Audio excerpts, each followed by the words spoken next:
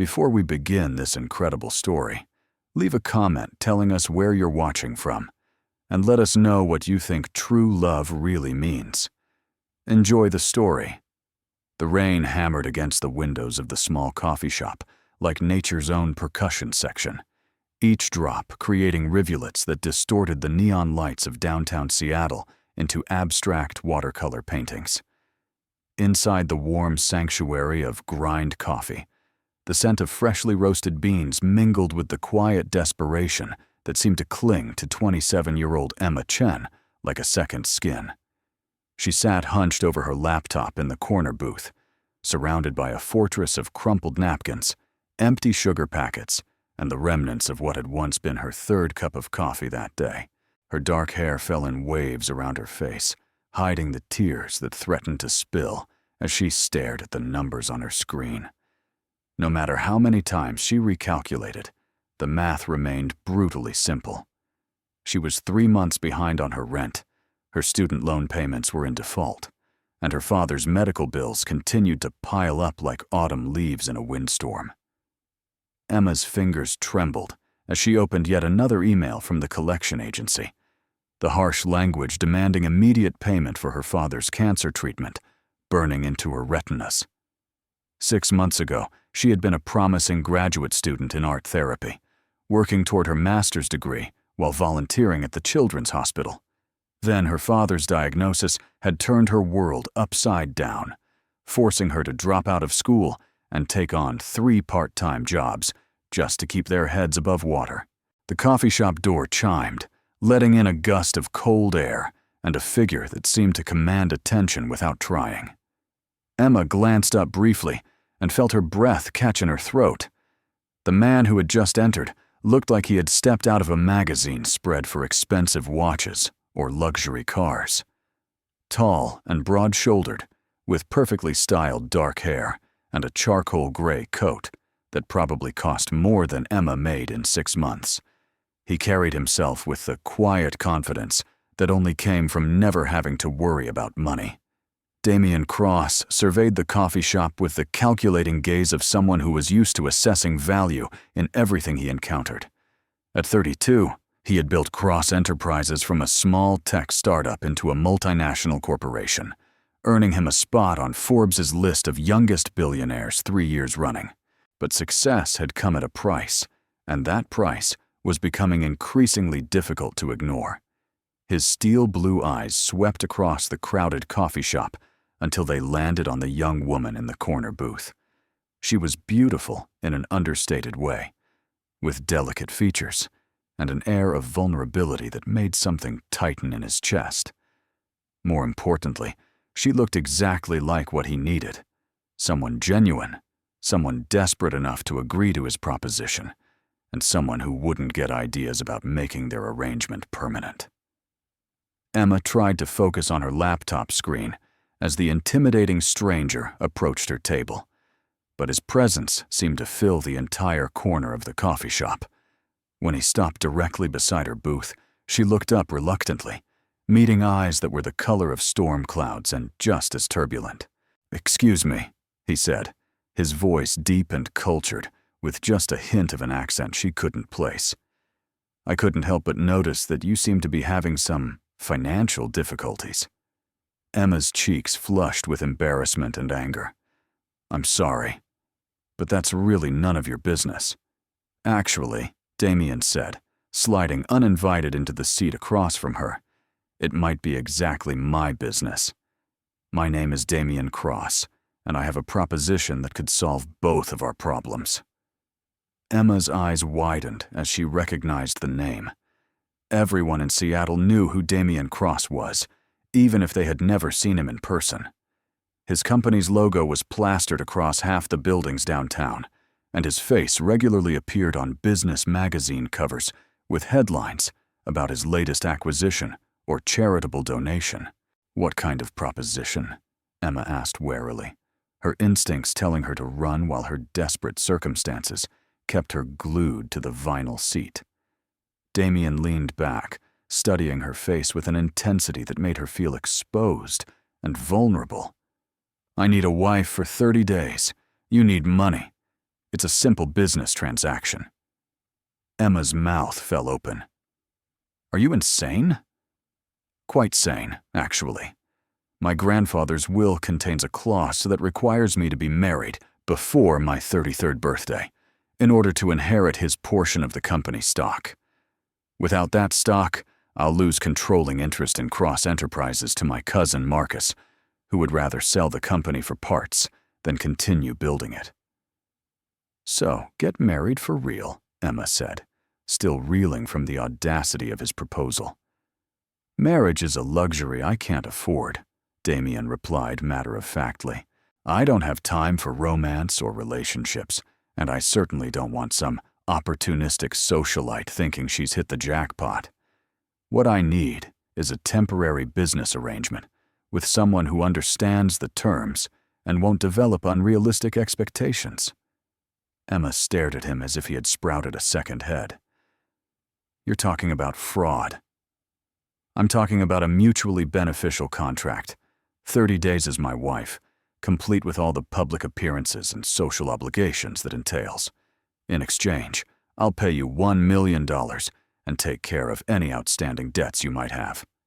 The number hit Emma like a physical blow.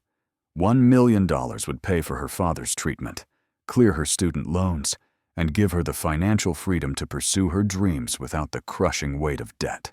It was more money than she had ever imagined having, enough to change not just her life, but her father's as well. "This is crazy," she whispered, but her resolve was already wavering. "Crazy profitable," Damien corrected. "I've done my research, Emma. Your father needs experimental treatment that your insurance won't cover. Your student loans are in default, and you're facing eviction. This arrangement could solve all of that." Emma's blood ran cold. "How do you know about my personal situation?" "I make it my business to know these things," Damien said simply. "I've been watching you for 3 days, waiting for the right moment to make my offer. You're intelligent, beautiful, and desperate enough to agree to my terms without trying to renegotiate for emotional complications." The clinical way he described her desperation should have been insulting, but Emma found herself considering his offer with the same practical mindset that had helped her survive the past 6 months. $1 million, 30 days, no emotional complications. "What exactly would be expected of me?" she asked quietly. Damien's expression softened slightly, perhaps recognizing that he had her hooked. "You would move into my penthouse, attend social functions as my wife, and maintain the illusion of a happy marriage for exactly 30 days. After that, we'll have a quiet divorce. You'll receive your payment, and we'll never see each other again." "And you're sure this will work? Legally, I mean?" "I have the best lawyers money can buy. Everything will be completely legitimate, just temporary." Emma looked down at her laptop screen, where the collection agency email still glared at her with its threatening language. Her father's pale face flashed in her mind, along with the doctor's gentle but firm explanation that without the experimental treatment, they were looking at months, not years. "I need to think about it," she said finally. Damien reached into his coat pocket and pulled out an elegant business card, along with what looked like a check. "My personal number is on the card. The check is for $50,000, a good faith deposit to show that I'm serious about this arrangement. If you decide to accept my offer, deposit the check and call me. If not, consider it payment for your time and discretion." Emma stared at the check, her hands shaking as she read the amount. $50,000, more money than she had ever held in her hands, offered as casually as if he were paying for coffee. "Why me?" she asked, looking up to meet his intense gaze. "You could have any woman in the city." "Because any other woman would want more than I'm willing to give," Damien replied, standing up and adjusting his expensive coat. "You understand desperation, Emma. That makes you practical. And practical people don't confuse business with emotion." He paused at her table, looking down at her with an expression she couldn't quite read. "You have until tomorrow night to decide. After that, I'll find someone else." With that, he was gone, leaving Emma alone with a $50,000 check and the most impossible decision of her life. That night, Emma sat on the edge of her father's hospital bed, watching him sleep fitfully under the harsh fluorescent lights. At 58, William Chen looked fragile and older than his years, the aggressive cancer treatment having stolen his strength along with his thick black hair. The machine surrounding his bed beeped steadily, a mechanical lullaby that had become the soundtrack to Emma's nightmares. "You should go home and get some rest, sweetheart," her father said softly, his eyes opening to focus on her worried face.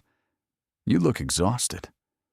"I'm fine, Dad," Emma lied, forcing a smile that didn't reach her eyes. "How are you feeling?" "Like I've been hit by a truck," William admitted with a weak chuckle. "But Dr. Morrison says the numbers are improving slightly." Emma nodded, but she knew what her father didn't, that the conventional treatment was only buying them time. The experimental therapy Dr. Morrison had mentioned could potentially cure him, but at a cost that might as well have been asking for the moon. "Emma," her father said gently, reaching for her hand with fingers that felt paper thin, "I need you to promise me something." "Anything, Dad." "If this treatment doesn't work, if I don't make it through this, I need you to promise that you'll go back to school. Finish your degree. Don't let my illness derail your dreams." Tears burned Emma's eyes as she squeezed his hand. "Don't talk like that. You're going to beat this. Maybe I will, maybe I won't. But either way, I can't bear the thought of you sacrificing your future for me. Your mother would never forgive me if I let that happen." The mention of her mother, who had died in a car accident when Emma was 16, sent a fresh wave of pain through her chest. Her parents had been devoted to each other, the kind of couple that still held hands after 20 years of marriage and finished each other's sentences.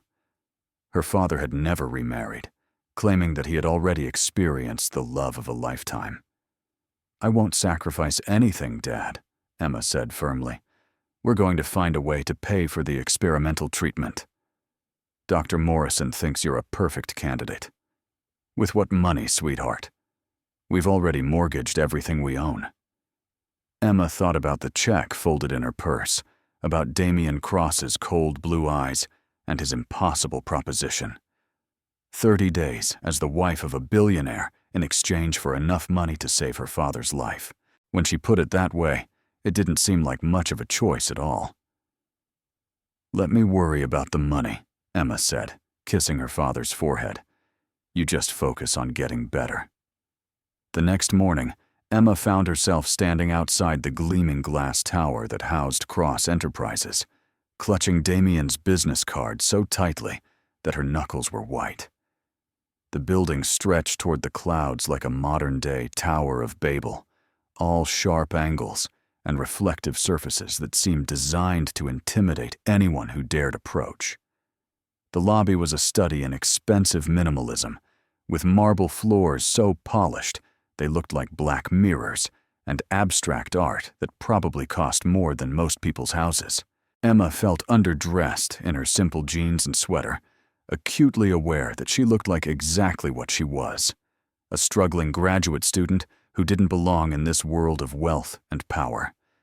"May I help you?"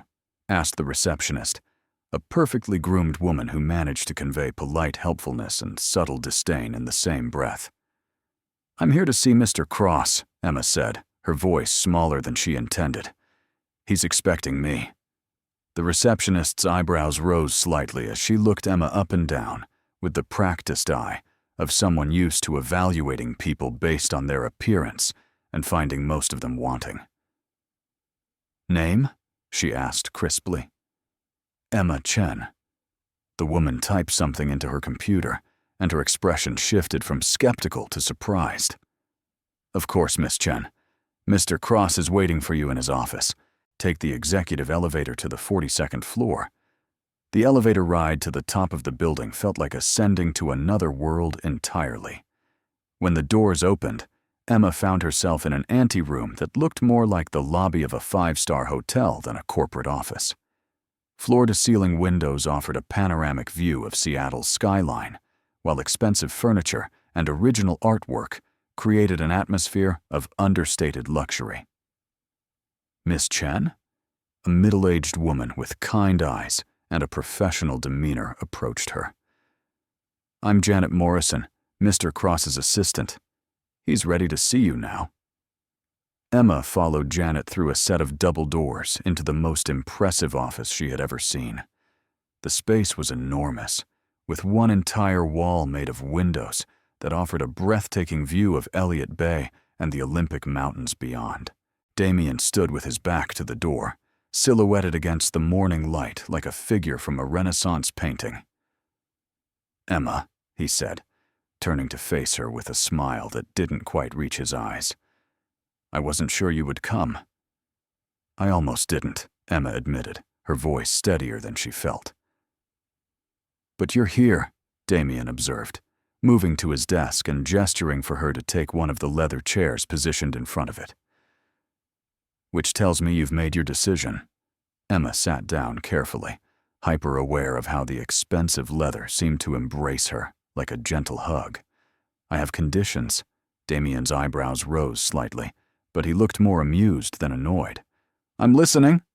"First, my father's medical bills get paid immediately, including the experimental treatment he needs. Second, I want a legally binding contract that specifies exactly what's expected of me and guarantees my payment, regardless of what happens during these 30 days.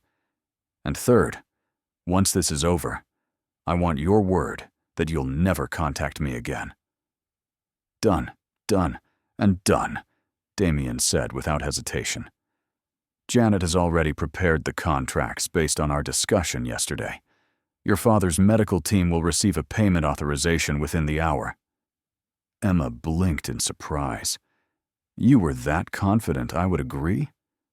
"I was that confident you loved your father," Damien corrected gently. "The rest was just details." Janet appeared as if summoned, carrying a thick folder of documents. "The marriage license has already been processed through expedited channels," she said efficiently. "The ceremony is scheduled for this afternoon at 3 o'clock. The contracts specify all terms and conditions, including the pre-nuptial agreement and divorce paperwork." Emma's head spun as she tried to process how quickly everything was moving. "This afternoon?" "No point in delaying," Damien said pragmatically. "The sooner we begin, the sooner it's over." As Emma read through the contracts, she was struck by how thoroughly Damien had thought through every possible contingency. The document spelled out everything from her public responsibilities as his wife to the confidentiality agreements that would prevent her from ever discussing their arrangement.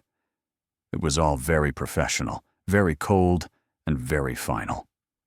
"Any questions?" Damien asked when she finished reading. Emma looked up at him, this stranger who was about to become her husband, and realized she was about to cross a line that would change everything.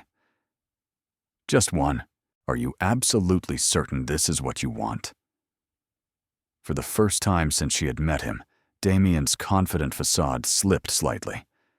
"What I want has nothing to do with it," he said quietly. "This is what I need to do to protect everything I've built." Emma nodded and picked up the pen Janet offered her. As she signed her name on the marriage contract, she couldn't help but wonder what she was really agreeing to, and whether 30 days would be enough time to find out who Damien Cross really was beneath his carefully constructed armor.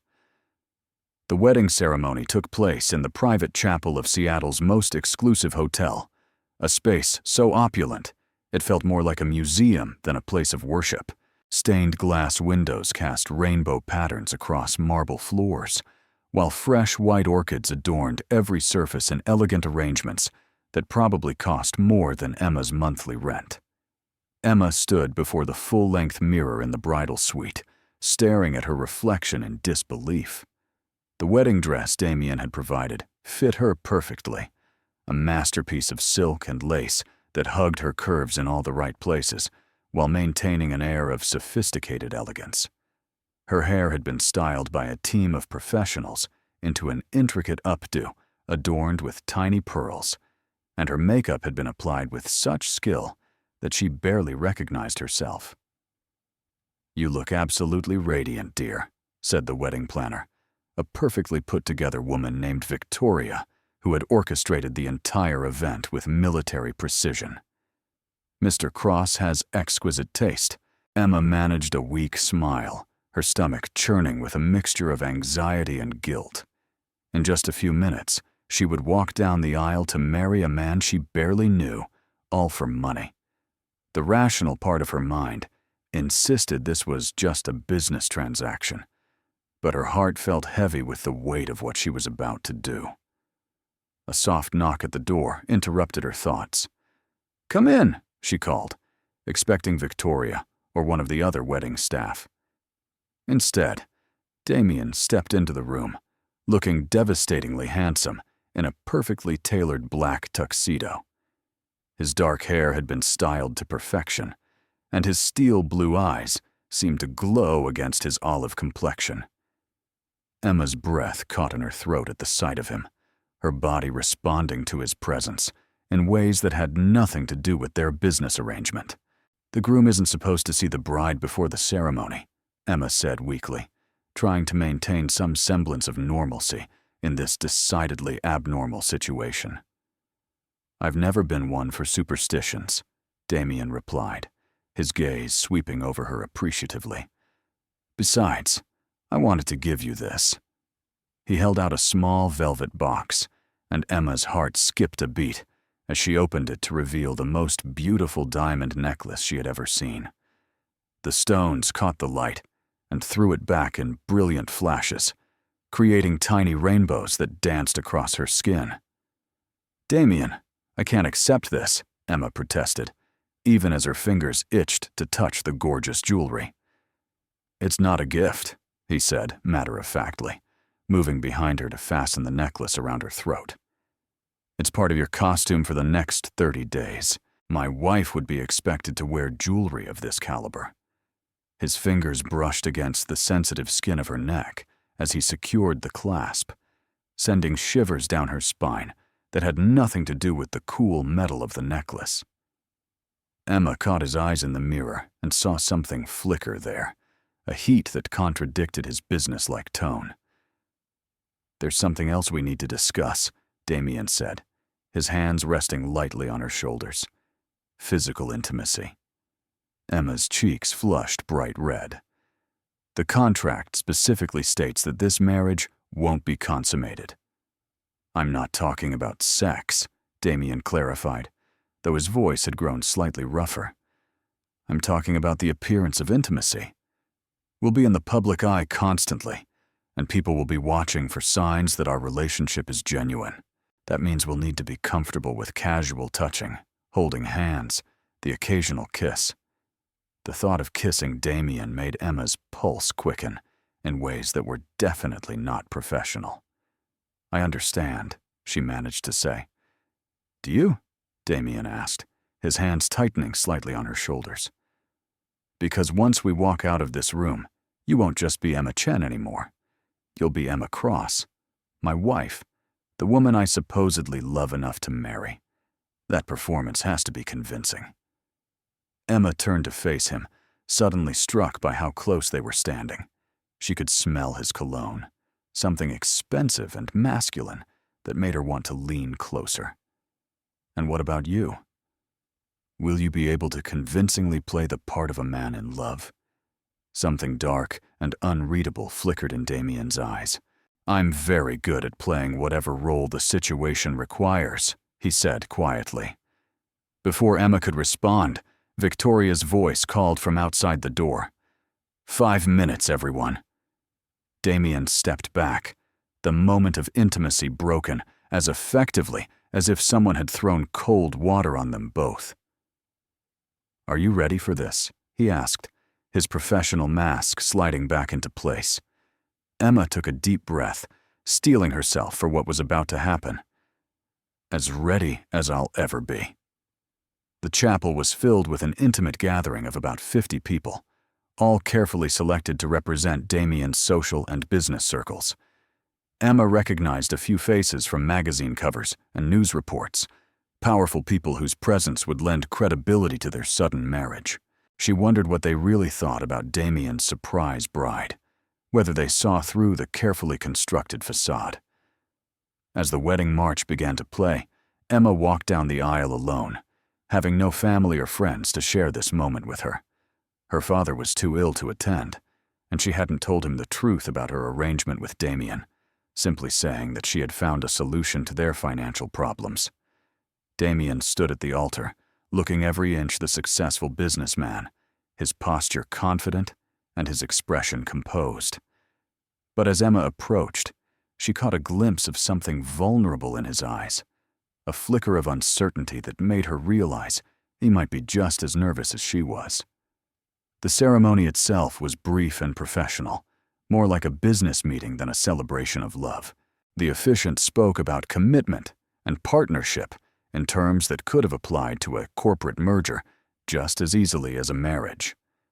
When it came time to exchange vows, Damien and Emma recited the traditional words with careful precision, their voices steady but lacking the emotion that should have accompanied such promises.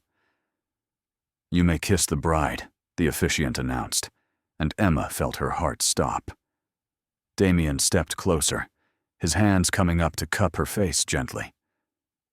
"Trust me," he whispered, so quietly that only she could hear. Then his lips were on hers, soft and warm and surprisingly tender. The kiss lasted only a few seconds, but it sent electricity through Emma's entire body, making her forget for a moment that this was all just an act. When they broke apart, she saw her own confusion reflected in Damien's eyes, as if he too had been affected by the unexpected intimacy. The reception was held in the hotel's grand ballroom, a space that glittered with crystal chandeliers and gold accents. Emma found herself swept into a whirlwind of introductions and conversations, playing the role of the blushing new bride, while Damien remained at her side like a protective shadow. "How did you two meet?" asked Mrs. Pemberton, the wife of one of Damien's business partners, her sharp eyes assessing Emma with obvious curiosity. "It was very romantic," Damien answered smoothly, his arm tightening around Emma's waist. "Love at first sight, you might say." "How wonderful," Mrs. Pemberton replied, though her tone suggested she found the story less than convincing. "And what do you do, dear?" "I'm studying art therapy," Emma said, grateful for the truth after so many lies. "I want to work with children who have experienced trauma." "How noble," the older woman said with condescending sweetness. "It must be nice to have hobbies."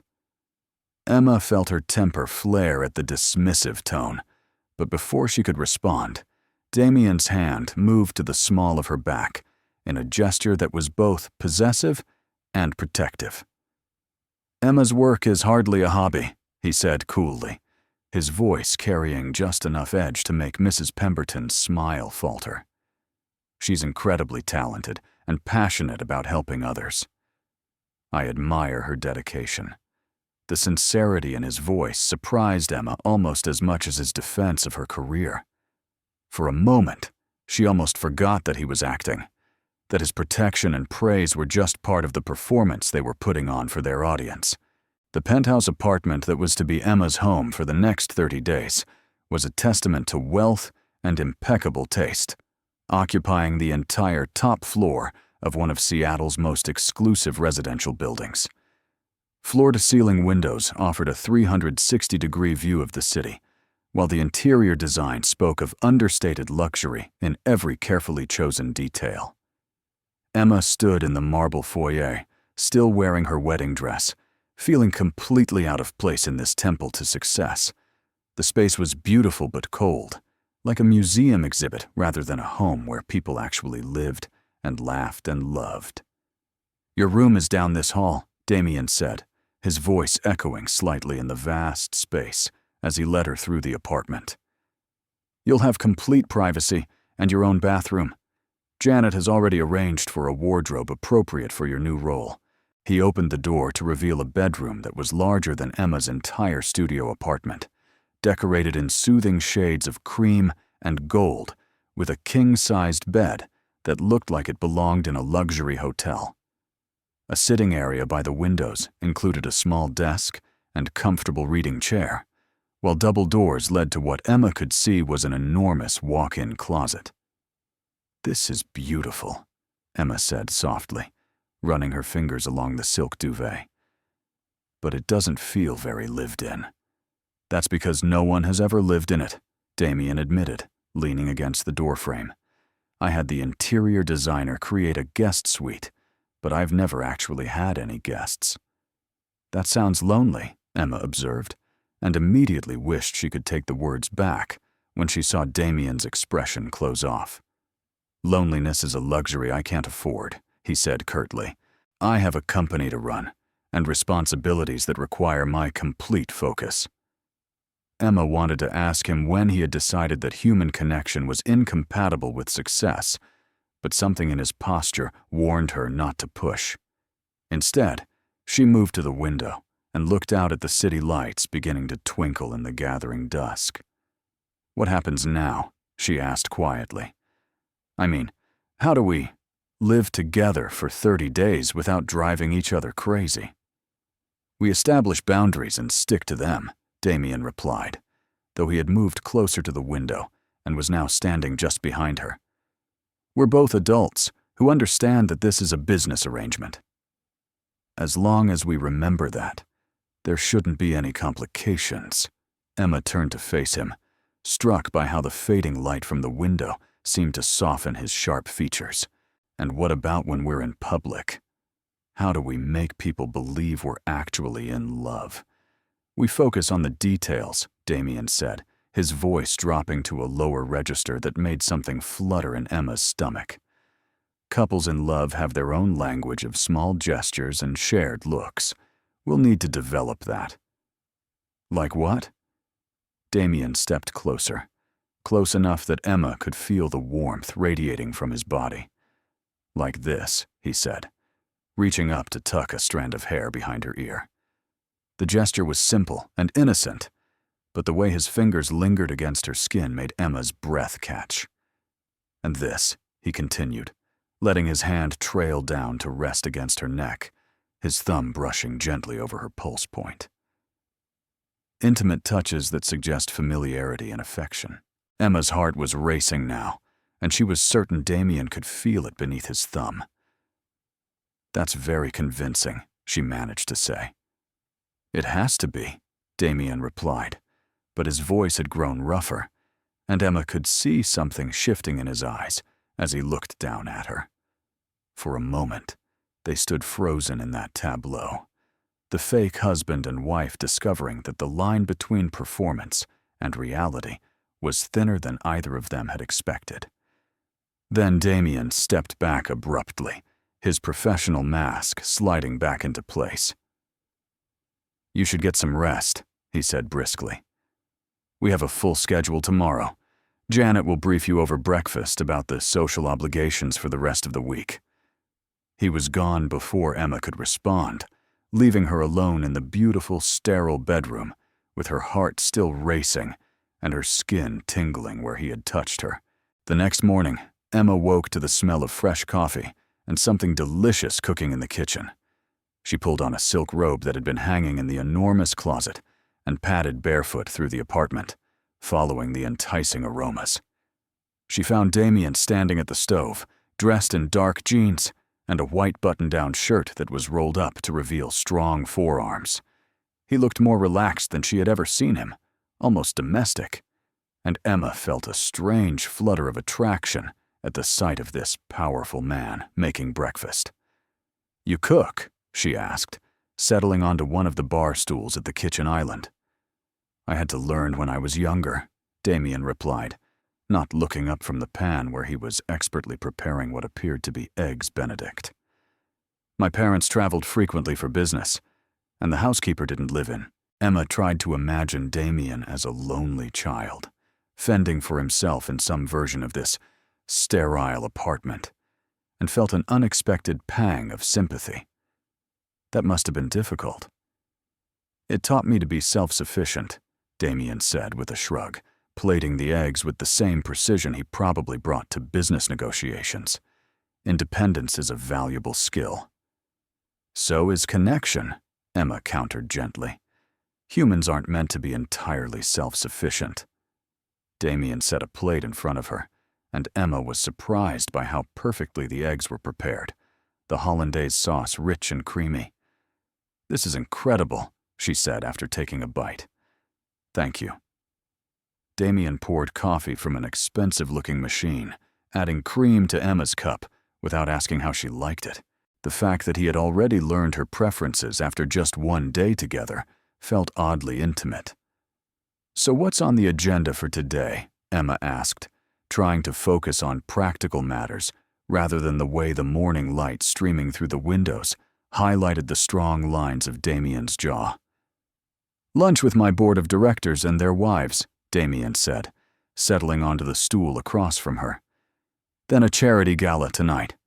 Both events will be photographed extensively, so we need to look convincing as a couple." Emma nodded, though the thought of being scrutinized by photographers and society reporters made her stomach clench with anxiety. "Any specific advice for surviving these things?" "Stay close to me, smile frequently, and let me do most of the talking," Damien said. "These people can sense weakness, and they'll use any perceived vulnerability against you." "Against me or against you?" Emma asked perceptively. Damien's jaw tightened slightly. "My cousin Marcus will almost certainly be at both events tonight. He's been circulating rumors about my personal life for months, trying to undermine my credibility with the board. Our marriage has to look absolutely genuine, or he'll find a way to use it against me." Emma set down her coffee cup, studying Damien's face carefully. "What exactly did your grandfather's will say about the marriage requirement?" "That I had to be married before my 33rd birthday, and remain married for at least 6 months to qualify for the inheritance," Damien replied. "Marcus is hoping I'll fail to meet the deadline, which would give him enough voting shares to oust me as CEO. And your 33rd birthday is 29 days from now." Emma felt a chill run down her spine as she realized the true stakes of their arrangement. This wasn't just about Damien protecting his company. It was about his entire life's work potentially being stolen by someone who wanted to destroy everything he had built. "Why didn't you just find someone to marry for real?" Emma asked quietly. "Surely there are women in your social circle who would be interested in becoming Mrs. Cross permanently." Damien's expression hardened. "Because real marriage requires real emotions, and emotions are a weakness I can't afford. What I need is a business partner, not a wife. What I need is someone who won't confuse our arrangement with something it's not."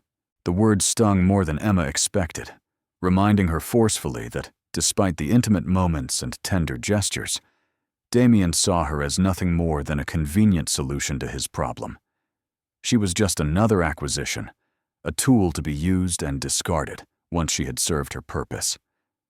The lunch with Damien's board of directors took place at the city's most exclusive country club, where old money met new money in an atmosphere of carefully cultivated elegance.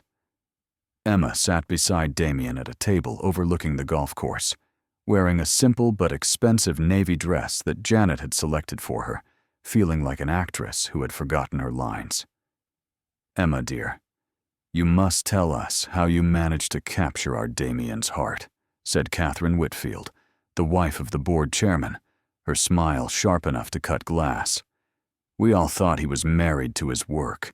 "Still am," Damien said smoothly, his hand finding Emma's on the table and intertwining their fingers. "I just finally found someone worth making time for." The casual intimacy of his touch sent warmth shooting up Emma's arm, even though she knew it was all for show. She forced herself to smile as if she were a woman blissfully in love rather than someone playing a very expensive role.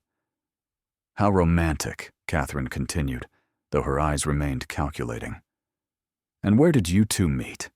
Emma opened her mouth to respond, but Damien squeezed her hand gently in warning.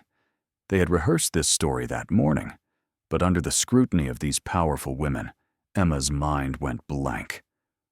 "At the art gallery downtown," Damien said easily. "Emma was there for a charity auction supporting children's art therapy programs. I was immediately struck by her passion for helping others." "Art therapy," murmured another woman, whose name Emma had already forgotten. "How interesting." The condescension in her tone was unmistakable, and Emma felt her temper begin to rise. These women seemed to view her charitable interests as quaint hobbies rather than meaningful work, and their thinly veiled disdain was becoming harder to ignore. "It's actually quite rewarding," Emma said, finding her voice at last. "Children who have experienced trauma often struggle to express their emotions verbally. Art gives them a safe way to process their feelings and begin healing." "I'm sure it does, dear," Catherine said dismissively, before turning her attention back to Damien. "Speaking of children, I imagine you'll be starting a family soon. Your grandfather would have been so pleased to see the cross name continue." Emma felt Damien tense beside her, his grip on her hand tightening almost painfully. The mention of children seemed to have hit a nerve, and she found herself wondering what old wounds Catherine had just reopened. "We're focusing on our marriage right now," Damien said coolly. "Everything else can wait." "Of course," Catherine agreed, but her smile suggested she had filed away his reaction for future use. Young love should be savored. The conversation moved on to safer topics, like upcoming charity events and vacation plans. But Emma noticed that Damien remained tense throughout the remainder of the meal. When they finally escaped to his car, she couldn't help but ask about his reaction to Catherine's comment. "You looked like she had hit you when she mentioned children," Emma observed, as they drove through downtown Seattle. "Catherine Whitfield has a talent for finding people's pressure points and pushing them," Damien replied tersely. "It's how she's managed to stay relevant in society circles for 30 years. "But why would the topic of children be a pressure point for you?" Damien was quiet for so long that Emma thought he wasn't going to answer. Finally, he pulled into the parking garage beneath his building and turned off the engine before speaking. "Because I don't want children," he said flatly. "I never have, and I never will. And in my social circle, that makes me an anomaly." Emma studied his profile in the dim light of the garage. "Never? Not even if you found someone you really loved?" "Love is a luxury, remember," Damien said, echoing his earlier words. "And children are a responsibility I'm not willing to accept. I've seen what happens when parents put their own ambitions ahead of their children's needs. I won't perpetuate that cycle." The pain in his voice suggested personal experience, and Emma found herself wanting to ask more questions. But before she could, Damien was already getting out of the car, effectively ending their conversation. The charity gala that evening was held at the Seattle Art Museum, with the city's elite mingling among priceless paintings and sculptures, while champagne flowed freely and photographers captured every moment for the society pages. Emma wore a stunning emerald green gown that hugged her curves and made her feel like a different person entirely, someone who belonged in this world of wealth and privilege.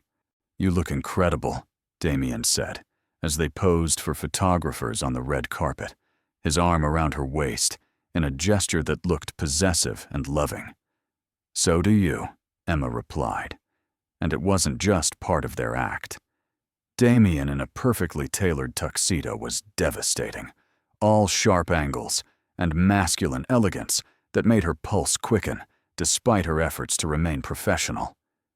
They moved through the party like a practiced couple, Damien introducing Emma to various dignitaries and business associates, while she played the part of the devoted wife.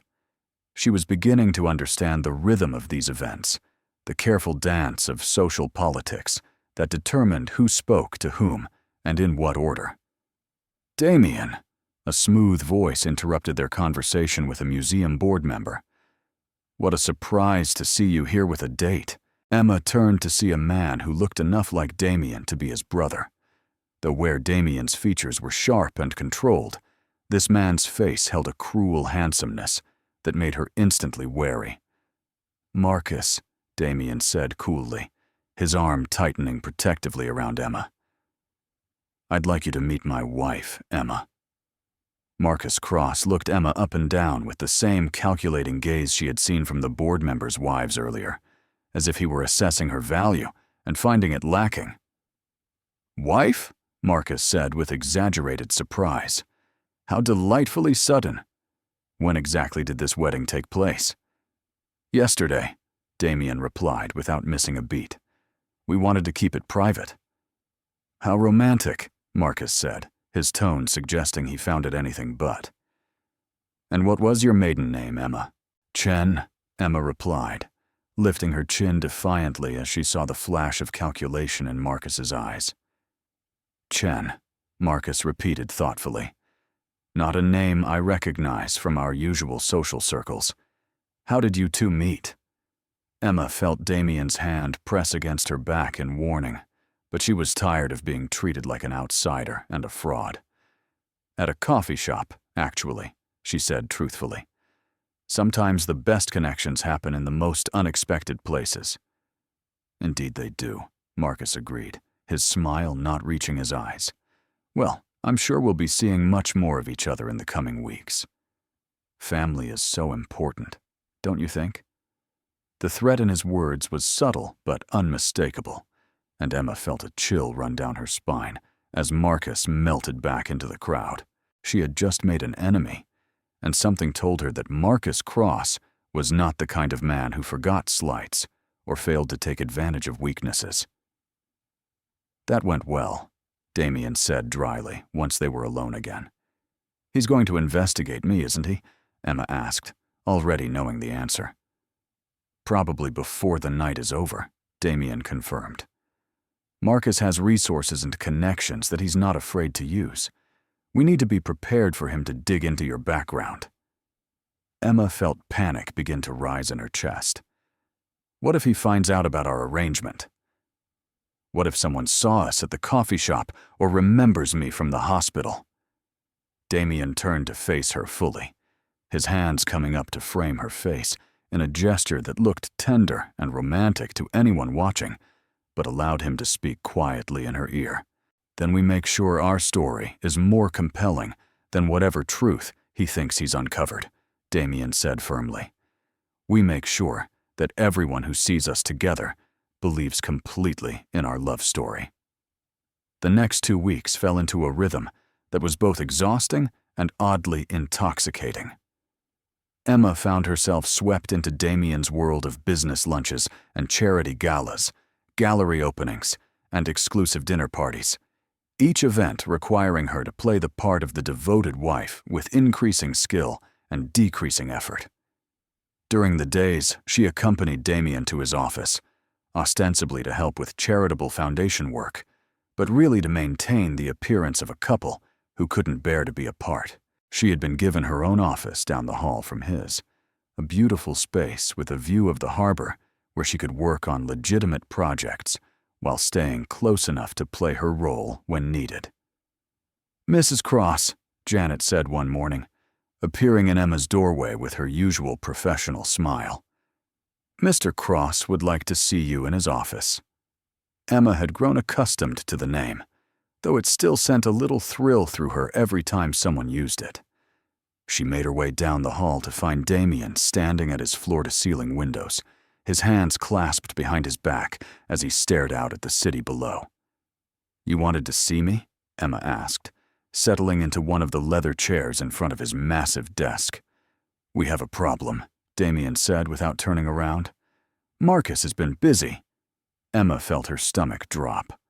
"What kind of busy?" Damien finally turned to face her, his expression grim. "He's hired a private investigator to look into our relationship.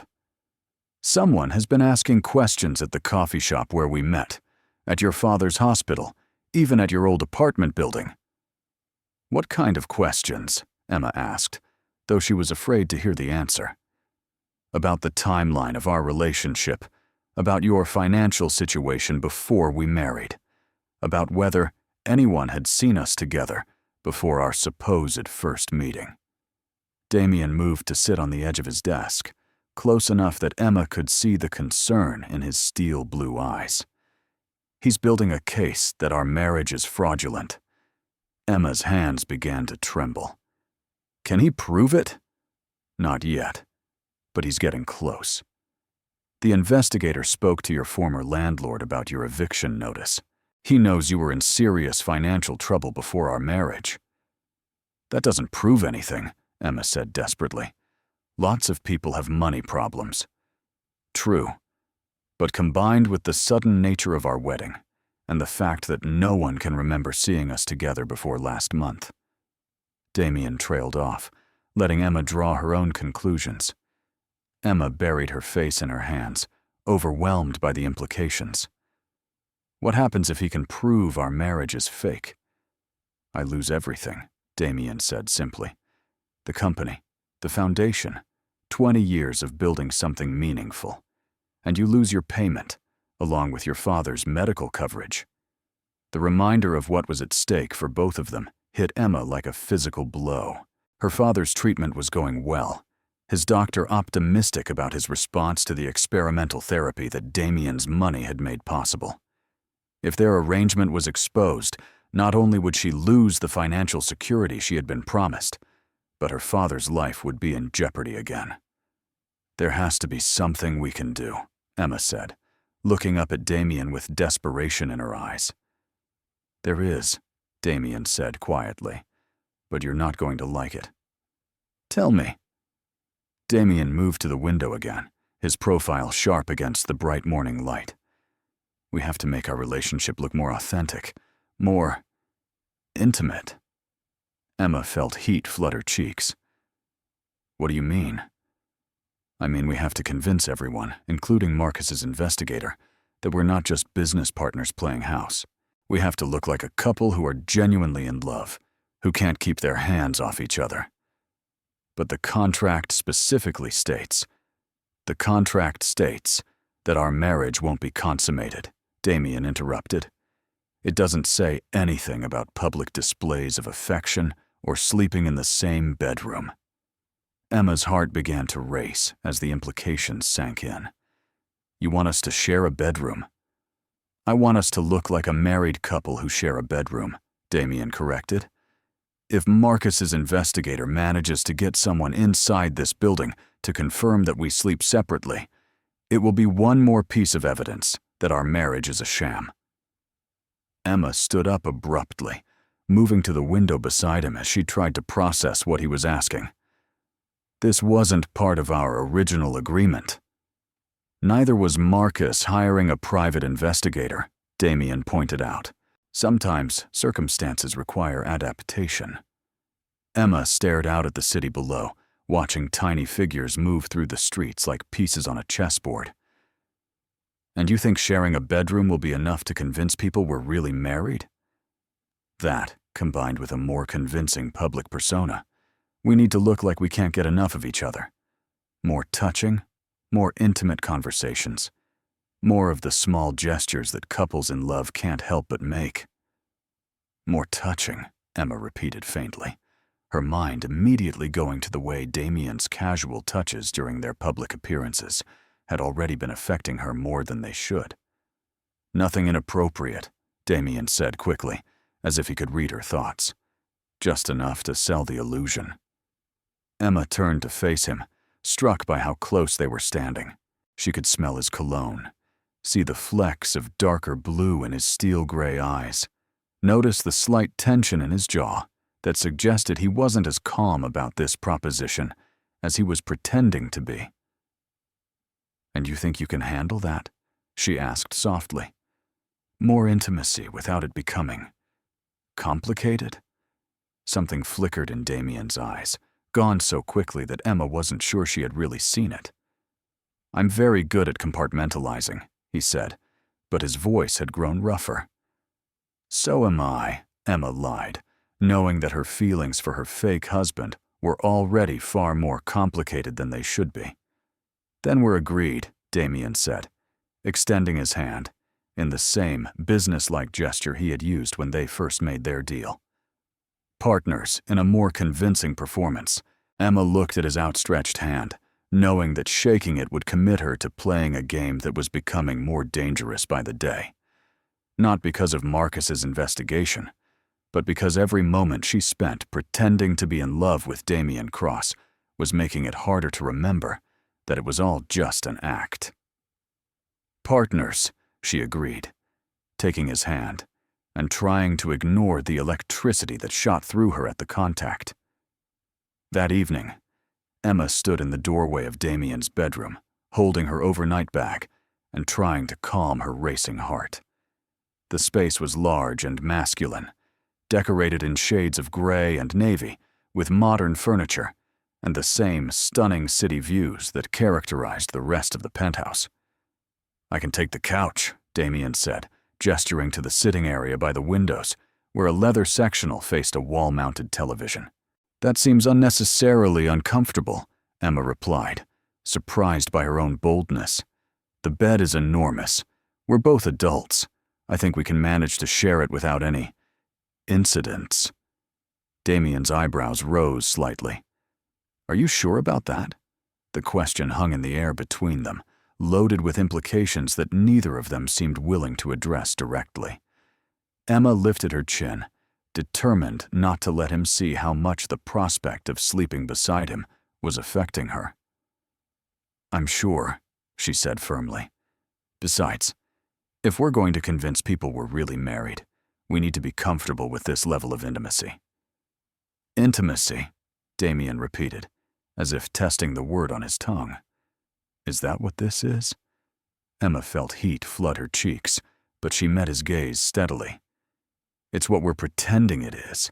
Sharing a bedroom with Damien proved to be both easier and more difficult than Emma had expected. Easier because they fell into a natural routine of taking turns in the bathroom and carefully maintaining their respective sides of the enormous bed. More difficult because Emma found herself hyper-aware of every sound Damien made, every shift in the mattress, every quiet breath in the darkness. The first night, she lay rigidly on her side of the bed, clutching her pillow and trying to ignore the warm, masculine presence just feet away from her. Damien seemed to have no such troubles, his breathing evening out into the rhythm of deep sleep within minutes of his head hitting the pillow. Emma, on the other hand, stared at the ceiling for hours, her mind racing with thoughts she had no business thinking about her fake husband.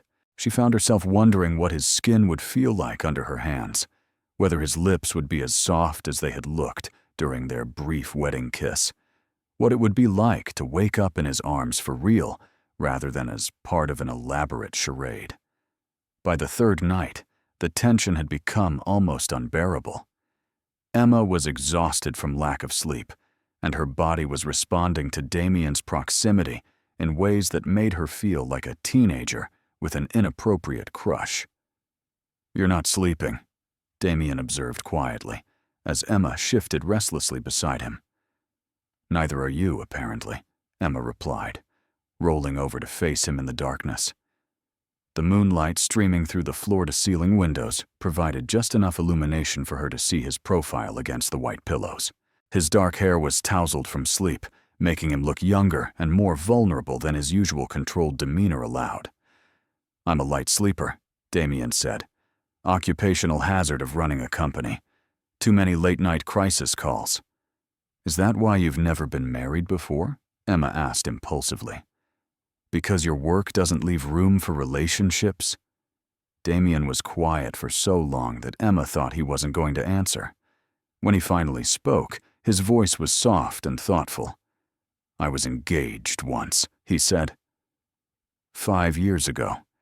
Her name was Victoria Ashworth, and she was everything my parents thought I should want in a wife. Beautiful, well-educated, from the right family. Emma felt an unexpected stab of jealousy at the thought of Damien with another woman, which was ridiculous, considering their entire relationship was built on a business contract. "What happened?" she asked, though she wasn't sure she wanted to know. "She wanted things I couldn't give her," Damien replied. "Emotional availability, romantic gestures. the kind of love that makes people write poetry and believe in forever. I tried to be what she needed, but in the end, she realized that I was more committed to Cross Enterprises than I ever would be to her. Maybe you just hadn't found the right person yet, Emma suggested gently. Damien turned to face her, and suddenly they were much closer than Emma had realized. She could feel the warmth of his breath against her skin, see the complex emotions flickering in his eyes. Maybe I'm not capable of being the right person for anyone, he said quietly. Maybe some people are just meant to focus on building things rather than building relationships. Emma's heart ached for the loneliness she could hear beneath his words. Without thinking, she reached out and touched his face, her fingers tracing the strong line of his jaw. "I don't believe that," she whispered. "I think you're capable of much more than you give yourself credit for."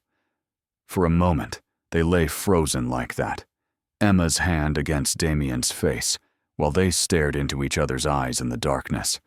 The air between them seemed to crackle with electricity, and Emma could feel herself being drawn into something that had nothing to do with their business arrangement. Then Damien caught her wrist gently, removing her hand from his face, but not letting go of her fingers. "Emma," he said, her name a warning on his lips. "I know," she whispered, understanding what he couldn't say, that this was dangerous territory, that they were supposed to be pretending, that getting emotionally involved would complicate everything. But knowing didn't make the pull between them any less powerful. If anything, the forbidden nature of what she was feeling made it even more intense. "We should get some sleep," Damien said finally, though he made no move to release her hand. "Yes," Emma agreed, though she found herself memorizing the feel of his fingers intertwined with hers. They lay like that for a long time, holding hands in the darkness, while carefully maintained barriers began to crack around them. When Emma finally drifted off to sleep, it was with Damien's thumb tracing gentle circles on her palm, and the dangerous realization that she was falling in love with a man who had made it clear that love was not part of their deal. The next morning brought new challenges in the form of a society reporter who had somehow gained access to their building and was asking pointed questions about the Cross marriage. Janet handled the situation with her usual efficiency, but the incident served as a reminder that they were constantly under scrutiny. "We need to be more careful," Damien said, as they sat in his office reviewing the day's schedule. "Marcus is clearly escalating his efforts to find cracks in our story." Emma nodded, though her attention was divided between his words and the memory of how it had felt to fall asleep holding his hand. The intimacy they had shared in the darkness felt both more real and more dangerous than any of their public performances. "There's something else we need to discuss," Damien continued. "The quarterly board meeting is next week, and you'll be expected to attend the dinner afterward. It's going to be our biggest test yet." "What makes it different from the other events we've attended?" Emma asked, because this time, Marcus will have had 3 weeks to prepare his attack. He'll be looking for any inconsistency in our story, any sign that our relationship isn't genuine. And he'll do it in front of the people who have the power to remove me as CEO. Emma felt a chill of fear run down her spine. "What can I do to help?" Damien was quiet for a moment, his expression thoughtful. "There is one thing, but it's asking a lot of you." "Tell me." "I need you to let me share something personal about you with the board. Something real and meaningful that will explain why I fell in love with you so quickly." Emma's heart skipped at his casual use of the word love, even though she knew he was just talking about their cover story. "What kind of personal information?" "Your work with art therapy, your father's illness, the fact that you sacrificed your education to take care of him." Damien leaned forward, his expression intense. "I want to tell them that I fell in love with your compassion and strength, that meeting you made me realize there were more important things in life than business success." The irony of using her real emotions and experiences to support their fake relationship wasn't lost on Emma. You want to use my actual life story as evidence of our fictional love story? Yes, Damien said without apology. Because the emotions behind it are real, even if the context isn't. When I talk about your compassion and strength, I won't be lying about those qualities. I'll just be lying about why they matter to me. Emma studied his face, looking for any sign of the man who had held her hand in the darkness the night before. But Damien's professional mask was firmly in place, making it impossible to read his true feelings. Okay, she said finally. If you think it will help protect what you've built, you can tell them about my father. Thank you, Damien said softly, and for just a moment, his mask slipped enough for Emma to see genuine gratitude in his eyes. Just promise me something, Emma added, surprising herself with her boldness. What? Promise me that when this is all over, when we go our separate ways, you'll remember that the emotions were real, even if the relationship wasn't. Promise me that you'll let yourself believe, even for a little while, that someone could love you for who you are rather than what you can provide. Damien stared at her for a long moment, something unreadable flickering in his steel blue eyes. Emma, promise me, she insisted, though her voice was barely above a whisper. I promise, he said finally, though his voice sounded strained, as if the words had cost him something. Emma nodded, satisfied that she had planted a seed of possibility in his carefully controlled world. She might not be able to keep him, but maybe she could help him believe that he was worthy of being kept by someone else, someday. The board dinner took place at the most exclusive private club in Seattle, a bastion of old money and older traditions, where women had only been allowed as members for the past decade. Emma wore a midnight blue gown that clung to her curves and made her feel like she was wearing liquid starlight, while diamond earrings that Damien had given her caught the light from the crystal chandeliers. You look stunning, Damien said, as they walked up the marble steps to the club's entrance, his hand warm and reassuring at the small of her back. I feel like I'm about to walk into a lion's den, Emma admitted, her nerves showing despite her efforts to appear calm. You are, Damien replied with brutal honesty. But you're not walking in alone. Whatever happens tonight, we face it together. The word, together, sent a warm flutter through Emma's chest, even though she knew he was simply talking about their business partnership. Over the past 3 weeks, she had become dangerously attached to the idea of being part of a team with Damien, of facing the world as united front. The private dining room was filled with the most powerful people in Seattle's business community, men and women who controlled billions in assets and made decisions that affected thousands of jobs. Emma recognized most of them from previous events, though tonight the atmosphere felt more charged, more predatory. Marcus Cross stood near the bar, impeccably dressed and surrounded by a small group of board members who hung on his every word. When he saw Damien and Emma enter, his smile was sharp enough to cut glass. The happy couple, Marcus announced, raising his champagne flute in a mock toast. Looking as radiant as ever, Emma felt Damien tense beside her, but his expression remained neutral as he guided her toward their assigned seats at the head table. The placement was clearly intentional, putting them on display for the entire room while ensuring that every word they spoke could be overheard by multiple people. Ladies and gentlemen, said Harold Pemberton, the board chairman, as the first course was served. Before we begin our meal, I'd like to congratulate Damien and Emma on their recent marriage. It's wonderful to see our CEO so happy. Polite applause rippled around the table, though Emma noticed that Marcus's hands remained conspicuously still. Thank you, Harold, Damien replied smoothly.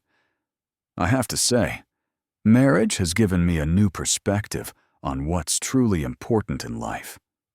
Indeed, Marcus interjected, his voice carrying just enough skepticism to plant seeds of doubt. And what insights has matrimony provided? Emma felt her heart begin to race as she realized this was the moment Damien had prepared for, the opportunity to share her personal story in service of their deception. "Emma has taught me that success without compassion is hollow," Damien said, his voice carrying the ring of sincerity. "Before I met her, I measured everything in terms of profit margins and market share. But watching her sacrifice her own education to care for her father during his cancer treatment, it made me realize that some things are more valuable than money." A murmur of interest went around the table as Damien continued, his hand finding Emma's and squeezing gently. "She was working 3 jobs and putting herself through graduate school in art therapy when her father was diagnosed. Without hesitation, she dropped out to become his primary caregiver, giving up her dreams so that he could have the best possible chance at survival." Emma felt tears sting her eyes as Damien spoke about her father with genuine respect and admiration. Even though she knew this was performance, the way he honored her sacrifice felt deeply meaningful. "Art therapy," said Catherine Whitfield with interest. "How fascinating. You work with children, don't you, dear?" "I do," Emma managed to say around the tightness in her throat. "Children who have experienced trauma often struggle to express their emotions verbally. Art gives them a safe way to process their feelings." "And that's when I knew I had to marry her," Damien said, his voice dropping to a more intimate register. "The first time I saw her with those children, the way she could reach them when no one else could, I realized I had found someone who could teach me to see the world differently." Marcus's eyes narrowed as he listened to Damien's speech, clearly searching for inconsistencies or false notes. But Emma could see that even he was affected by the genuine emotion in Damien's voice. "How romantic," Marcus said finally, his tone just shy of sarcastic. "And this revelation came to you quite suddenly, didn't it?" "I mean, the engagement was rather brief." "When you know, you know," Damien replied easily, bringing Emma's hand to his lips for a soft kiss. "I wasn't about to let someone that extraordinary slip away." The gesture was simple and sweet, but it sent electricity shooting through Emma's entire body. She caught Damien's eyes over their joined hands and saw something there that made her breath catch, an intensity that seemed far too real for their audience. "Well, we're all thrilled that you found each other," Harold said warmly, clearly buying their performance completely. "And Emma, we'd love to have you more involved in the company's charitable initiatives. Your expertise in art therapy could be invaluable for our youth programs." "I'd be honored," Emma replied, meaning it completely. As the dinner progressed, Emma found herself relaxing slightly. The board members seemed genuinely welcoming, and several of the women engaged her in conversations about her work that felt entirely natural. For the first time since this charade began, she could almost forget that she was playing a role. But Marcus wasn't finished with them yet. "You know," he said during dessert, his voice carrying clearly across the table, "I was just thinking about something. Emma, you mentioned that you dropped out of graduate school to care for your father. That must have been financially devastating." Emma's blood turned to ice as she realized where this was heading. "It was challenging," she said carefully. "I imagine so," Marcus continued with false sympathy. "Student loans, medical bills, lost income from not being able to work full-time. The stress must have been overwhelming." "Emma is remarkably strong," Damien said, his voice carrying a warning edge. "Oh, absolutely," Marcus agreed. "I just find it interesting that all of those financial pressures seem to have disappeared so suddenly.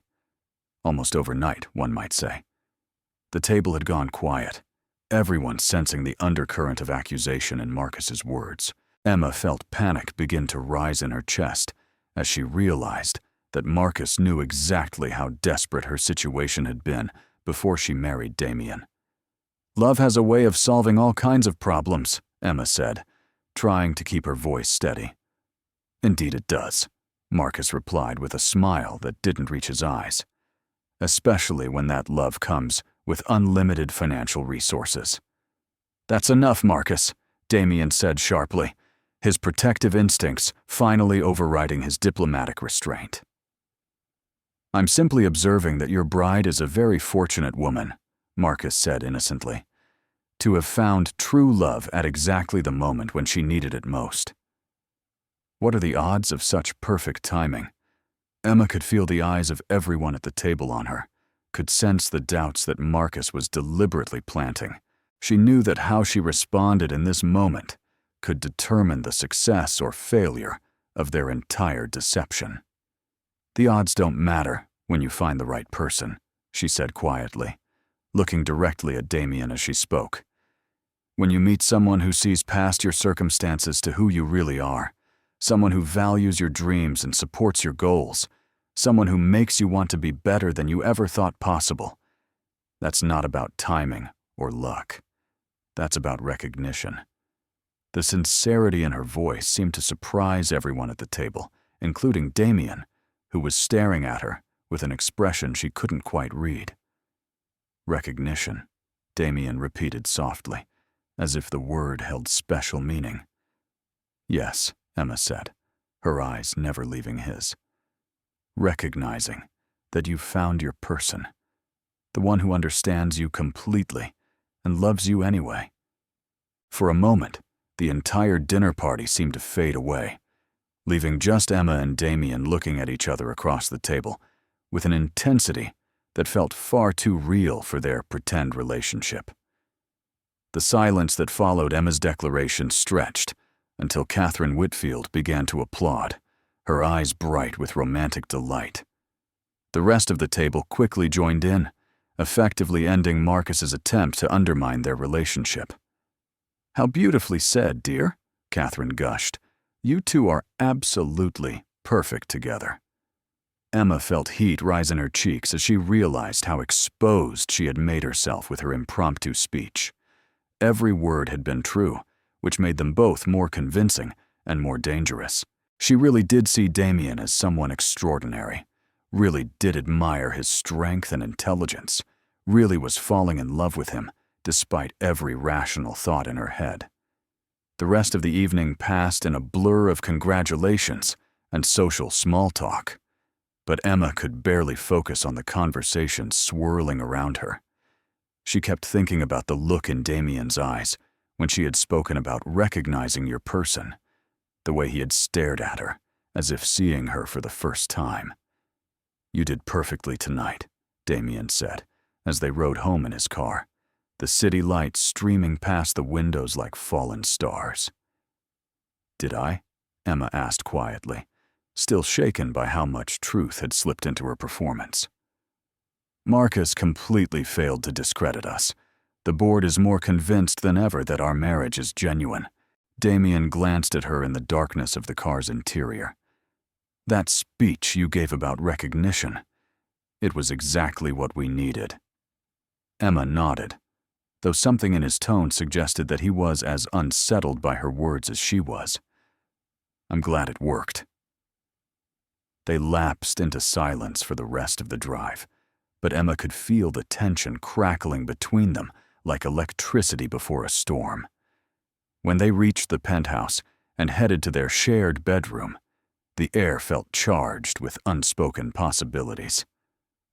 "Emma," Damien said as she headed toward the bathroom to change into her nightclothes. "Yes," she replied, turning to face him. For a moment, he looked like he was going to say something important, something that might change everything between them. Then his professional mask slipped back into place, and the moment passed. "Thank you," he said simply, "for everything you've done to protect what I've built." Emma nodded, swallowing her disappointment that he hadn't said whatever had been in his eyes just moments before. "You're welcome." That night, they lay in their shared bed with careful space between them, both pretending to sleep while hyper-aware of every breath and movement. Emma found herself thinking about what would happen in just over a week when their 30 days were up, when she would take her payment and return to her real life, while Damien went back to his world of corporate meetings and social obligations. The thought of leaving him filled her with an ache that had nothing to do with money and everything to do with the impossible feelings she had developed for her temporary husband. The next morning brought news that changed everything. Emma was in her office reviewing applications for the art therapy program she was developing when Janet appeared in her doorway with an expression that Emma had never seen on the composed woman's face before. "Mrs. Cross," Janet said, her voice tight with concern, "there's something you need to see." She handed Emma a tablet displaying a gossip website, and Emma felt the blood drain from her face as she read the headline, "Fake Marriage Scandal. Rocks Cross Empire. Billionaire CEO accused of wedding fraud."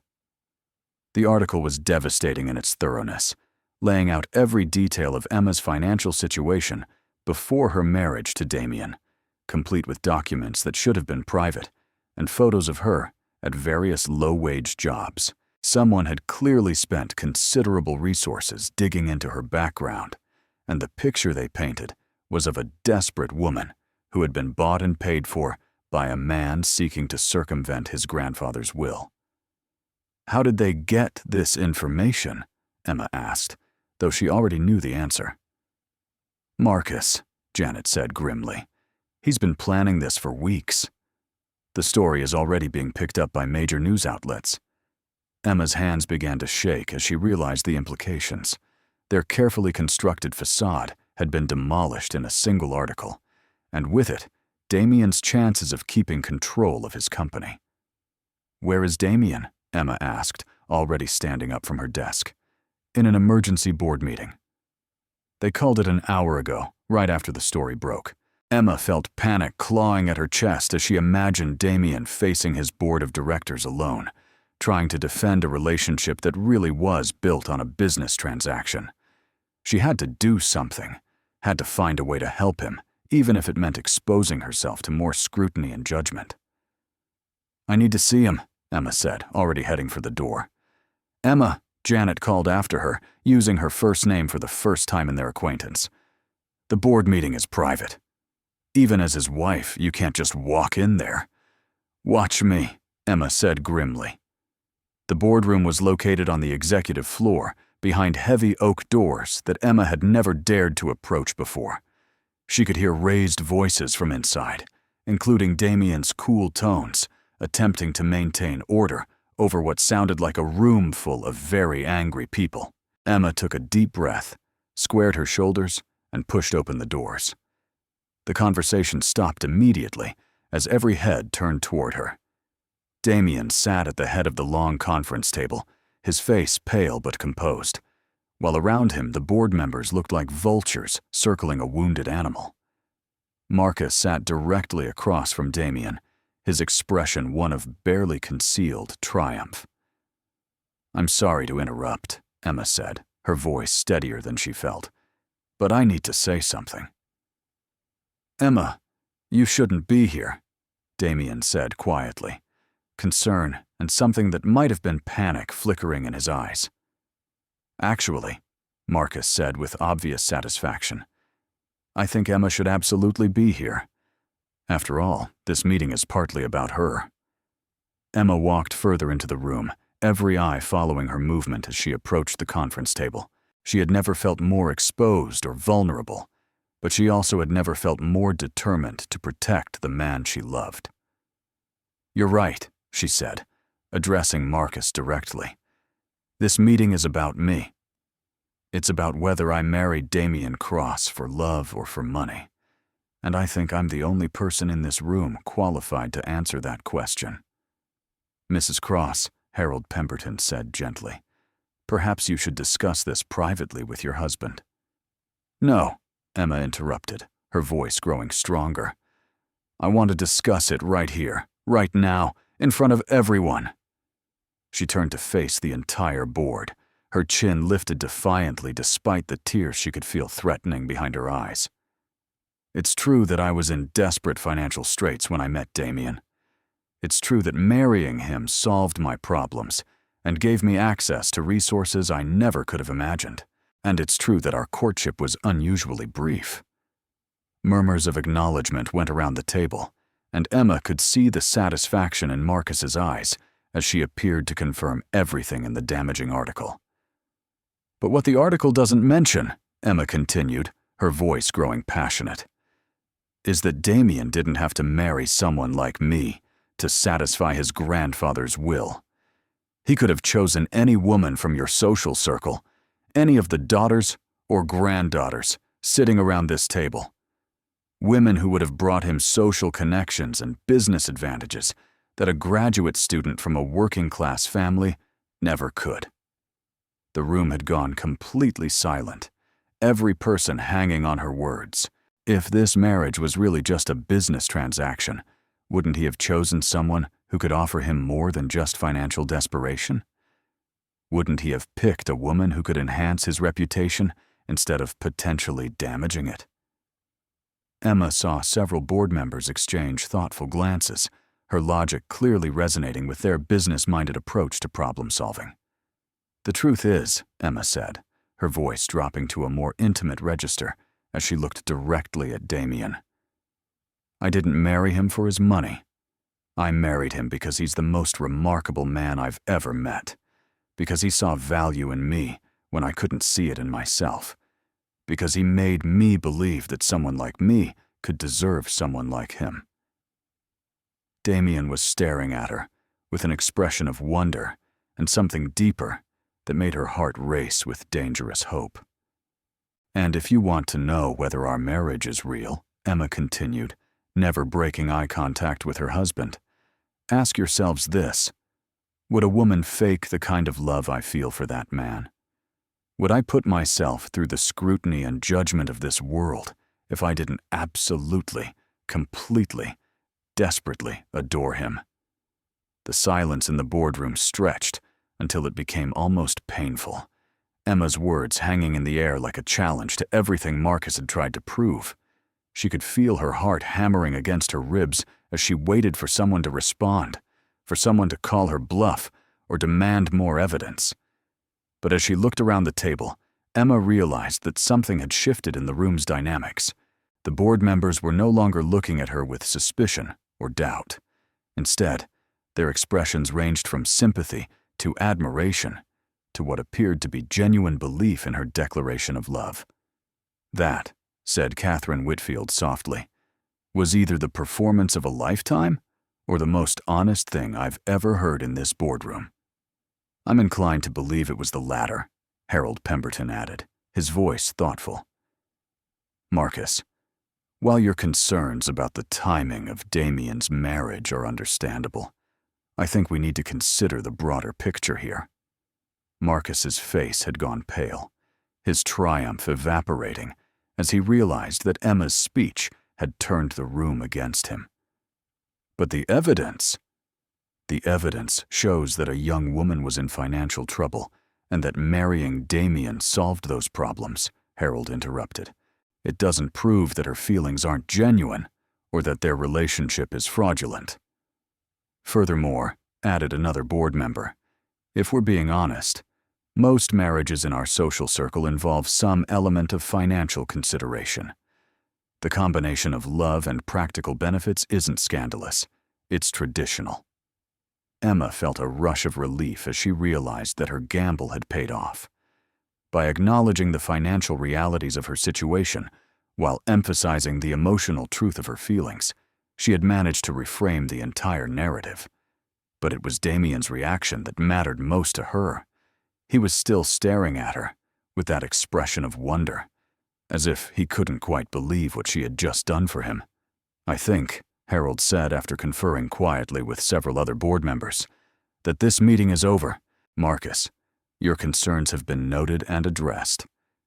Damien, congratulations on finding a woman who clearly loves you enough to defend you in front of a room full of strangers." As the board members began to file out of the room, Emma felt her knees go weak with relief and exhaustion. She had just laid her heart bare in front of the most powerful people in Seattle's business community, and somehow it had worked. "Emma." Damien's voice was soft and uncertain as he approached her, his usual confidence replaced by something more vulnerable. "Did it work?" Emma asked, her voice barely above a whisper. "Are they convinced?" "They're convinced," Damien confirmed, but his attention seemed focused entirely on her face rather than on his business victory. "But Emma, what you said in there was what needed to be said," Emma interrupted quickly, not ready to analyze the emotional minefield she had just walked through. "I'm glad it helped." Damien moved closer, close enough that she could see the complex emotions swirling in his steel blue eyes. "You could have let me handle it alone. You could have stayed out of it and collected your payment regardless of what happened to me or the company." "I couldn't do that," Emma said simply. "Why not?" The question hung between them, loaded with implications that Emma wasn't sure she was ready to face. "Because I love you," she thought, but didn't say. "Because the thought of you losing everything you've worked for was unbearable. Because somewhere along the way, this stopped being about money and started being about protecting the man who has become more important to me than my own safety. Because we're partners," she said instead, using the word they had always applied to their business arrangement, but imbuing it with deeper meaning. Damien studied her face for a long moment, and Emma had the distinct impression that he was seeing her differently than he ever had before. Not as the desperate woman he had hired to solve his problem, but as someone who had chosen to stand by him when she could have walked away. "Partners," he repeated softly, as if testing how the words sounded in this new context. They were interrupted by Marcus, who had lingered behind after the other board members left. His face was tight with barely controlled anger, and Emma instinctively moved closer to Damien. "This isn't over," Marcus said, his voice low and threatening. "You may have convinced them today, but I know what this really is. And eventually, I'll prove it." "Marcus," Damien said coolly, though Emma could feel the tension in his body, "I suggest you focus your energy on more productive pursuits. The board has made their position clear." "For now," Marcus replied, "but marriages built on lies don't last. And when yours falls apart, I'll be ready to pick up the pieces." With that ominous promise, he swept out of the boardroom, leaving Emma and Damien alone with the weight of what had just transpired. "He's not going to give up," Emma observed, still shaken by the malice in Marcus's voice. "No, he's not," Damien agreed grimly. "If anything, what happened here today will only make him more determined to find a way to destroy us." Emma felt a chill of fear run down her spine. "What can we do?" Damien was quiet for a moment, his expression thoughtful. "We have 7 more days until my birthday. 7 more days until the will's requirements are satisfied. After that, he can investigate all he wants, but it won't matter. The inheritance will be secure." "And then our arrangement ends," Emma said, the words tasting bitter on her tongue. "Yes," Damien said, but something in his voice suggested the prospect bothered him more than it should have. They stood there in the empty boardroom, both of them aware that they had crossed some invisible line with Emma's impassioned defense of their relationship. The careful boundaries they had maintained for nearly a month had been shattered, leaving them in uncharted territory, where the line between performance and reality had become dangerously blurred. "We should go," Emma said finally, needing to escape the intensity of the moment before she said something she would regret. "Emma, wait," Damien called as she headed for the door. "What you did today, what you said, I need you to know that I—" "Don't," Emma interrupted, turning back to face him with eyes that were bright with unshed tears. "Please don't say anything you don't mean. We have 7 more days to get through, and I need to be able to do that without making this more complicated than it already is." Damien looked like he wanted to argue, to push past the walls she was trying to rebuild between them. But after a moment, he nodded, understanding that they both needed time to process what had just happened. 7 more days, he agreed quietly. As they left the boardroom together, Emma couldn't help but wonder if 7 days would be enough to protect her heart from the inevitable pain of loving a man who had made it clear from the beginning that love was not part of their deal. But she also couldn't ignore the voice in her head that whispered, what if everything had changed? What if the man who had looked at her with such wonder and gratitude was finally ready to admit that some things were more important than business contracts and carefully constructed barriers? 7 more days to find out if the love she had declared in front of a room full of strangers was destined to remain one-sided, or if Damien Cross was finally ready to let someone past his defenses. 7 more days to discover whether their fake marriage could become something real. The remaining 6 days passed in a blur of heightened awareness and careful avoidance. Emma and Damien continued to share a bedroom, continued to attend social functions as the perfect couple, continued to play their roles with increasing skill and decreasing effort. But underneath the familiar routine, something fundamental had shifted between them. Emma found herself studying Damien when she thought he wasn't looking, searching for signs that her declaration in the boardroom had affected him as deeply as it had affected her. Sometimes she caught him watching her with an intensity that made her pulse quicken, but he never pushed past the boundaries she had asked him to respect. On the morning of Damien's 33rd birthday, Emma woke to find his side of the bed already empty.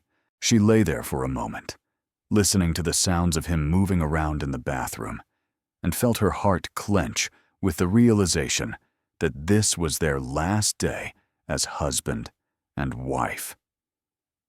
Tomorrow, the requirements of his grandfather's will would be satisfied. Tomorrow, they would begin the process of dissolving their marriage and returning to their separate lives. Tomorrow, she would take her payment and try to figure out how to live without the man she had fallen in love with. "Happy birthday," she said, when Damien emerged from the bathroom, already dressed in one of his perfectly tailored suits. "Thank you," he replied, but his usual confidence seemed strained, as if he too was feeling the weight of what this day represented. They had breakfast together in comfortable silence, both of them hyper-aware that they were participating in a ritual that would soon end forever. Emma found herself memorizing every detail. The way the morning light caught the dark strands of Damien's hair, the precise way he folded his newspaper, the sound of his coffee cup clicking against the marble countertop. "What would you like to do today?" Damien asked as they prepared to leave for the office. "It's your last day as Mrs. Cross. We should make it memorable." The casual way he mentioned their approaching separation felt like a knife through Emma's heart, but she managed to keep her voice steady as she replied, "Whatever you want to do. It's your birthday, after all." "Actually," Damien said, his voice growing thoughtful, "there's something I've been meaning to show you. Somewhere I'd like to take you before this ends." Something in his tone made Emma look at him more carefully. "Where?" "It's a surprise," Damien said, but his smile seemed forced. "Trust me." Emma felt her heart skip at the question, loaded as it was with layers of meaning they had both been avoiding. "I trust you," she said simply.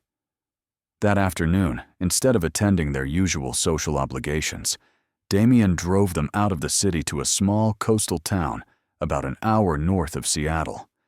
The change of scenery was striking after weeks of urban sophistication, all weathered buildings and fishing boats bobbing in a protected harbor. "What is this place?" Emma asked as they parked near the waterfront. "This is where I come when I need to remember who I am underneath all the business suits and board meetings," Damien said quietly. "I bought a house here 5 years ago, after the engagement with Victoria ended. I wanted somewhere that was completely separate from my corporate life." He led her down a winding path to a small cottage perched on a bluff overlooking the ocean. It was nothing like his sleek penthouse apartment, all weathered cedar and comfortable furniture, and windows that framed the endless blue of the Pacific. "It's beautiful," Emma breathed, moving to the wall of windows that faced the water. "I've never brought anyone here before," Damien said, coming to stand beside her. "This place is private, personal. I wasn't sure I should show it to you." "Why did you?" Emma asked, though she was afraid to hear the answer. Damien was quiet for a long moment, his hands shoved deep in his pockets as he stared out at the waves. "Because tomorrow you'll be gone, and I wanted you to know that there's more to me than what you've seen. I wanted you to understand that the man you defended in that boardroom, the man you said you loved, he's not just a creation of Cross Enterprises, he's real, and he exists most fully in places like this." Emma felt tears sting her eyes at the vulnerability in his voice. "Damien, I know what you said about not making things more complicated," Damien interrupted, finally turning to face her. "But I need to tell you something before you leave tomorrow. And I need to tell you here, in the one place where I've never been able to lie to myself." Emma's heart began to race as she saw something shift in Damien's expression, the careful control he always maintained finally beginning to crack. "I know our arrangement was supposed to be purely business," Damien continued, his voice growing rougher with emotion. "I know I hired you to solve a problem, nothing more. But Emma, what you've become to me, what you've made me feel." He trailed off, running his hands through his hair in frustration as he struggled to find words for emotions he had spent years suppressing. "I'm in love with you," he said finally, the words tumbling out as if they had been fighting to escape for weeks. "I'm completely, hopelessly, impossibly in love with you, and I know that wasn't part of our deal. But I can't let you walk away tomorrow without knowing the truth." Emma stared at him in shock, her mind struggling to process what she had just heard. "You're in love with me?" she repeated faintly. "I tried not to be," Damien said with a bitter laugh. "I tried to keep things professional, to remember that you were just there to do a job. But watching you navigate my world with such grace and dignity, seeing how you cared for your father, the way you stood up to Marcus and the board members who looked down on you. Emma, you're the strongest, most remarkable woman I've ever met, and I fell in love with you despite every rational thought in my head." Tears were streaming down Emma's face now, her heart soaring with a joy she had never expected to feel. "Damien, I know this changes everything," Damien continued, his words coming faster now, as if he was afraid she would stop him. "I know it makes everything more complicated, but I couldn't let you take your payment and disappear without telling you that these past 30 days haven't been an act for me. Not the important parts. Not the way I feel when you smile at me, or when you fall asleep holding my hand, or when you defend me to people who want to tear me down." Emma closed the distance between them, reaching up to cup his face in her hands the way she had that night in their shared bed. "You beautiful, stubborn man," she whispered. "Don't you know that I've been in love with you almost from the beginning?" Damien's eyes widened in shock. "You have?" "I tried to fight it," Emma admitted, her thumbs tracing the strong line of his cheekbones. "I told myself it was just gratitude for helping my father, or attraction to your wealth and power. But the truth is, I fell in love with the man who made me coffee on our first morning together. I fell in love with the way you listen when I talk about my dreams, the way you've supported my work without trying to control it. I fell in love with you, Damien Cross, not your money or your company or your social status." "Emma." Damien breathed her name like a prayer, his hands coming up to cover hers where they rested against his face. "I love you," Emma said clearly, wanting him to hear the truth she had been hiding for weeks. "I love your intelligence and your strength and your unexpected kindness. I love the way you've let me see past your armor to the man underneath. And yes, I love you enough to walk away tomorrow if that's what you really want. But I'm hoping." "What are you hoping?" Damien asked softly. "I'm hoping that maybe we don't have to end this," Emma whispered. "I'm hoping that maybe we can find a way to turn this fake marriage into something real." Damien's answer came not in words, but in actions, as he pulled her into his arms and kissed her with all the passion and tenderness they had been holding back for 30 days. It was a kiss that tasted like love and hope and the promise of forever, a kiss that erased the last barriers between them and replaced their careful contract with something infinitely more precious. When they finally broke apart, both of them breathing unsteadily, Damien rested his forehead against hers. "No more pretending," he said softly. "No more pretending," Emma agreed. Outside the cottage windows, the sun was setting over the Pacific, painting the sky in shades of gold and pink that reflected their joy back at them. Tomorrow would bring new challenges and new possibilities, but tonight they had each other, and the knowledge that sometimes the most beautiful love stories begin with the most impossible circumstances. They had found their real happily ever after, and it was worth more than any contract or payment could ever be. What did you think of their story? Share your thoughts in the comments. On a scale from 0 to 10, what's your rating? Subscribe to the channel and turn on notifications to follow all our stories, and check out more emotional stories by clicking on the end screen.